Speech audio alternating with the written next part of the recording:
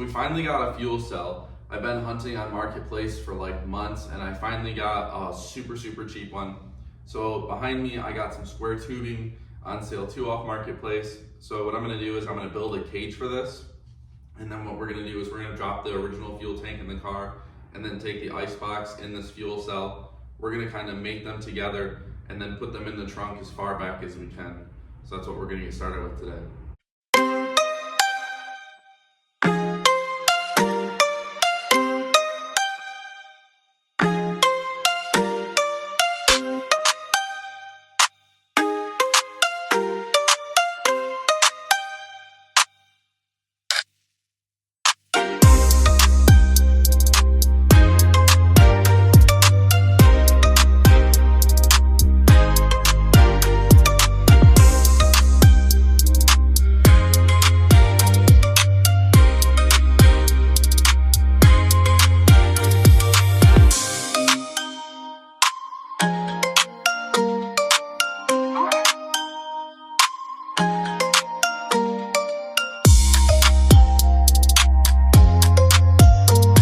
Okay, so I got my H built, and so my thought is with this scrap piece I can show you here. So there's a little gap in between here. I mean, obviously I'm trying to film and hold it, but there's gonna be a small gap in between here. And what I'm gonna do on these pieces that run up and down is I'm gonna take like a small, almost like a felt pad, and just create a buffer between the actual tank and then the cage, so that way it doesn't rattle or make noise or try and rub a hole in there throughout time. But that's my idea. So what I'm gonna do is I'm gonna measure the fronts here, and then I'll create a bar that goes this way, because I saw a girl on Facebook has like a square tube that goes all the way around to hold it in from coming out that way. So I'm gonna replicate that.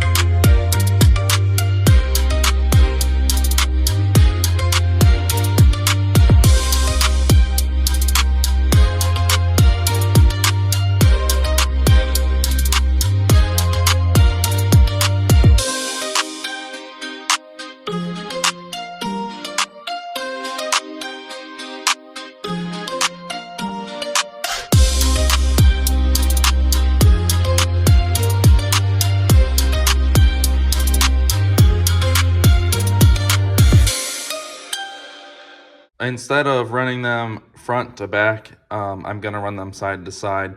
So what we're gonna do is we're gonna run the fuel tank on this side and the ice tank on this side. I'm gonna go cut a square piece of tube and run it as far back here as I can.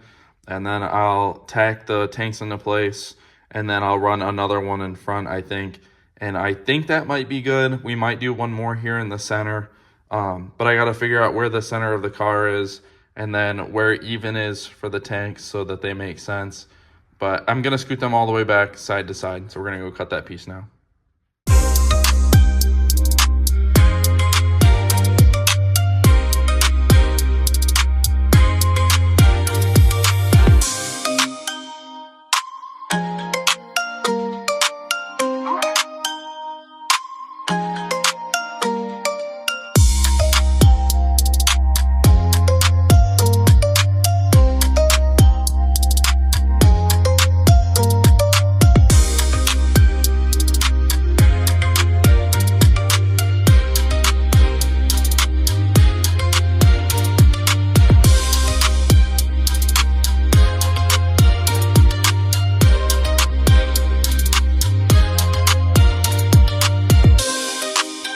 So now that I have my CAD made, I'm gonna go put it in the trunk, and then I'm gonna use this cardboard cutout to kind of start mounting where the holes for the feed and inlet go on top, and where the, the tops of the ice tank and stuff are. So we'll go do that now.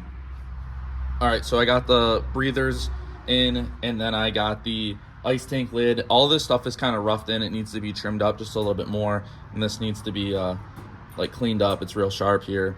But over here for the fuel tank, I'm not exactly sure on how I'm going to cut this yet, because I think I'm going to move the pump in the middle, and then like off to the side over here in the corner, I think I'm going to put the fill. I'm not sure how I'm going to set this up yet, so I'm going to wait on that.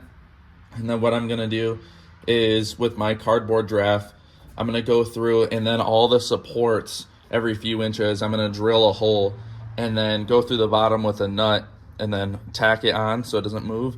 And then I'm going to and then I'm going to run a bolt through to hold this all in place so it doesn't move around.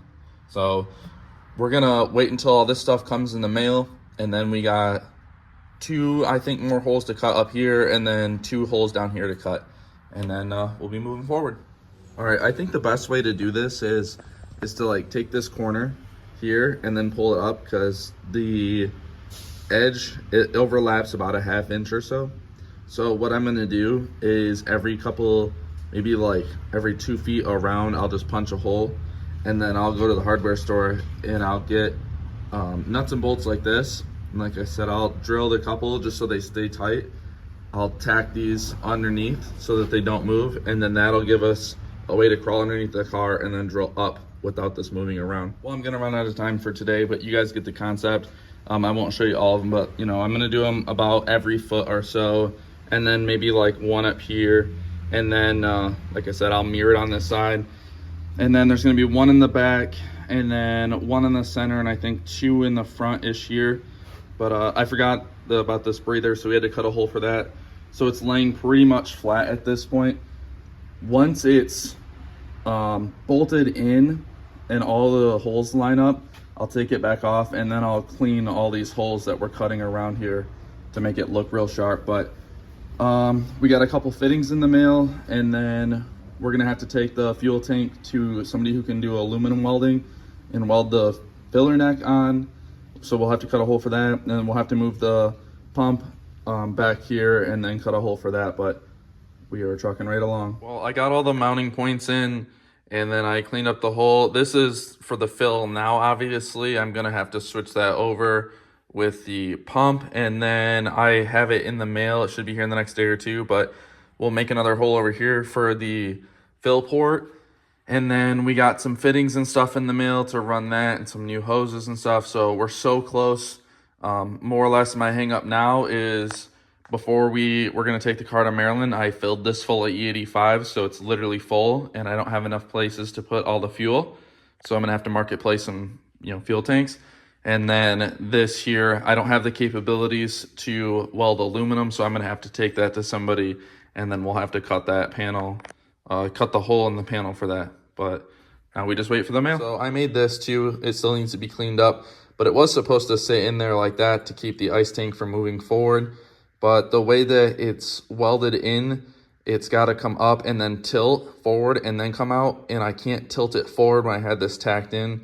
So I'll have to make a piece that goes across here like a square, and then I'll have to shave down the front of the welds over there that I had tacked, and then I'll have to get like 2 bolts to hold it so it'll bolt, in and out of place so I can take the tank out. The rear cradle is out. It ended up being the 4 bolts, the e-brake cables. I disconnected the shocks, and then there's a harness that runs through here and then all the way across the other side. I disconnected that, and I slid this out of the way. While it's out, I'll go through and replace all the bushings. But next, we're gonna get up here and figure out what's holding in this fuel tank. All right, first glance here, it looks like a Phillips here, maybe 1 here. There's probably 1 on the other side, and then looks like we got 1, 2, 3, 4 plugs. We're gonna have to disconnect those, and then hopefully it starts coming out. All right, so far it doesn't look like this box is needs to come out per se. We're gonna pull it anyways, but there's a bunch of lines that run to it. So actually on top of the fuel tank back here, it looks like there's at least 2 lines that we gotta pull, and then I pulled this the filler neck here. So we'll pop those out and then slide this tank out. We just pulled the filler neck, and so I'll slide back under here and remove whatever that giant like evap box is out of there next.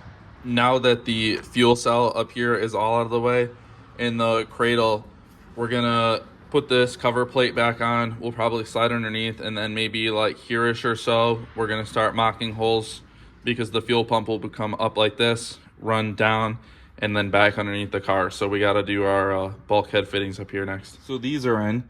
You can see I wrote F for fuel and R for return. And then I did end up staggering these a little bit. They're like offset because I don't know how they're gonna run through the cradle yet because I took the cradle out first, not thinking about this. So I can either run them through and it'll be fine, or I'd stagger them in case I need to run them back this way and around the side of the cradle. So the bulkheads are in. So next what we're gonna do is we're gonna go up top side and we're gonna make the fuel lines from the tank to these bulkhead fittings. Okay, so the fuel out will run to this one, and then I think the return will go to this one, and then this is gonna be my breather, which I'll probably make some kind of loop and then shoot it back down. But the cutting the hole here in the tank, this took absolutely forever to get it to sit right, but now that's in. So I think what we're gonna do is start making the braided lines up here. I'm gonna swap these fittings here. I think these are Evil Lab fittings, I believe, for these Red Horse fittings. These Red Horse fittings just feel way tighter to me. So we'll get a handful of those ordered and in the mail. But now that this side's done, we'll go through the bottom side and start routing fuel lines down there. You can see the out and then the return here. What I'm gonna do is I'm gonna run them up and over the cradle, between the cradle and the floor, and I'll try and maybe like either run a zip tie in here or in this one to zip tie them up to the floor. I'm talking about these lines here. And then we'll go to the other side so I can show you where they come out. And then they come up and over the cradle here. Same thing, you know, I might run a couple zip ties right here.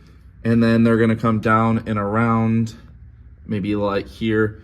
And then they should be able to run back into where I had them originally to go up into the factory tank here. But a lot more room down here. So I'm gonna go ahead and kind of try and get these zip tied in place as we start moving towards the front of the car. All right, so the top of the tank. So in order to retrofit the Chris 1313 pump, I had to get this 1/4-inch rubber sheet, and then I had to DIY myself a gasket. So when I put it on, it should slip over.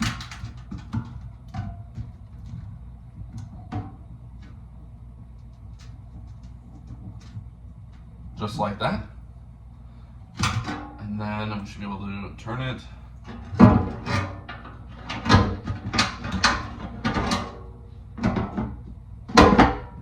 And drop it in. And then we have this plate here that sits over like so. And then what we can do is these 4 bolts here on the side, it'll manipulate like the factory turnstile. So what we'll do is we'll sandwich it. When we tighten these bolts, it'll crush it, hopefully pinch the gasket enough to make it tight. Now that everything's done, I need to run to Tractor Supply and get a new fuel can, because the ones we had from back when we were gonna go to Maryland, those were old and the E85 is not gonna sit that long. So we're gonna go get a new fuel can and then we're gonna fill that. I need to get a hand pump because the transmission's in the car, that I need to be able to transfer all the trans fluid into the transmission now. And then once we have those 2 things, I think we should be able to start it today. So we're gonna run and grab all that stuff.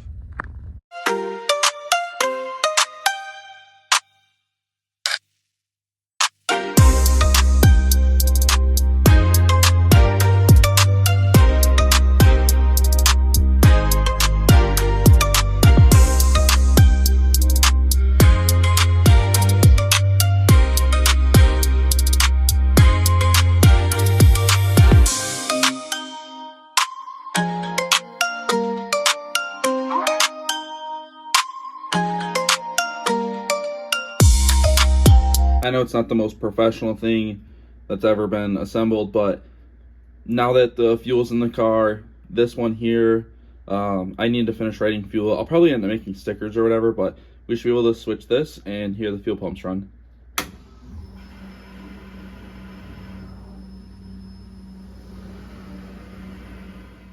That's pretty much going to be it for the fuel on the car.